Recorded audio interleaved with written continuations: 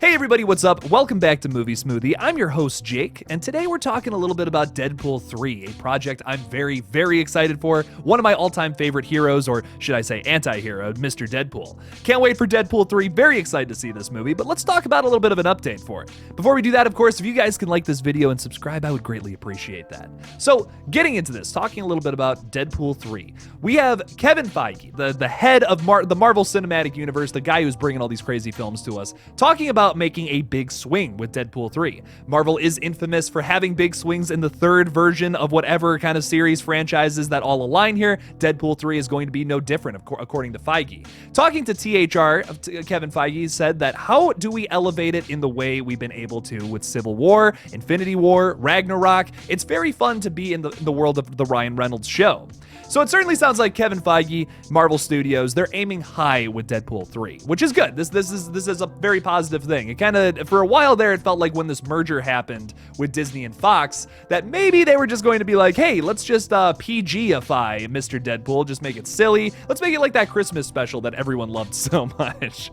So I am really hoping that they keep the essence of Deadpool in Deadpool 3, even though now it is part of Disney. I've been so worried about that, and I know it's not going to feel entirely the same. I just feel like there's no way, even with all these promises of, oh yeah, it's going to be the Ryan Reynolds show all over again.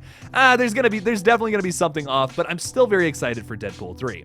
I do remember a while ago there was an update that, I can't remember their last names, but the sisters that write for the Bob's Burgers TV show, I heard that they were in charge of writing, but I guess it's all back to Rhett Reese and Paul Wernick again. They're writing Deadpool 3 according to THR, so I'm not 100% sure what was going on with that, or if they're still a part of the project or not. And I want to say, I love them as writers. Like, nothing against the Bob's Burgers people. I love that style of humor, but it is very, very different from Deadpool humor. It's set up in a very different way. It's much more awkward. It's less like it's a little juvenile, but not as much as how Deadpool is. Deadpool thrives off of like middle school juvenile humor, and that's what I respect about it so much. That's what I love about it. He's such an awful dude, but he makes up for it by being so loving and caring and doing anything for the people around him. That's what I love him. That's why I love him so much. He's a great anti-hero. He's very relatable. It's a great character all in all. But there has, like I said, there's been a lot of stuff about like people just worried about Deadpool 3. Is this still going to be good? Like what is going on with this? Well, we have Rhett Reese and Paul Wernick kind of talking about the story for Deadpool 3, and they're saying it's a wonderful opportunity for fish out of water. Deadpool is a lunatic at the center of a movie. To drop a lunatic in a very sane world, it's straight butter. It's going to be really fun. He's reassuring us once again that like this is still going to be great, even though it's falling under the Disney umbrella, this very family-friendly studio, it's still going to continue on with the R-rated antics unencumbered. He also continues with, it's also like putting on a comfy old sweater. Marvel's really given us the support to maintain the tone and the vision that we have for it.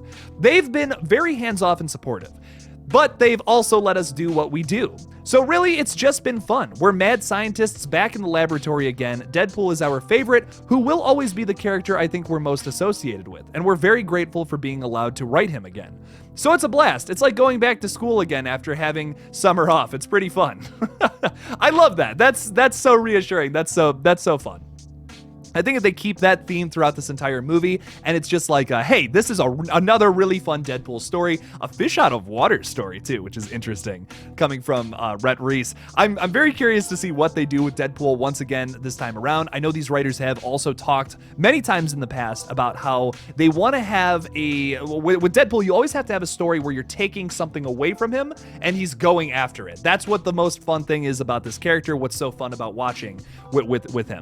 So I wonder what this means. Like, are you taking away even more of his sanity? Because this seems like you're making him even crazier than before. How do you do that? It seems like they were setting up in Deadpool 2 for Deadpool to have a child in this next film.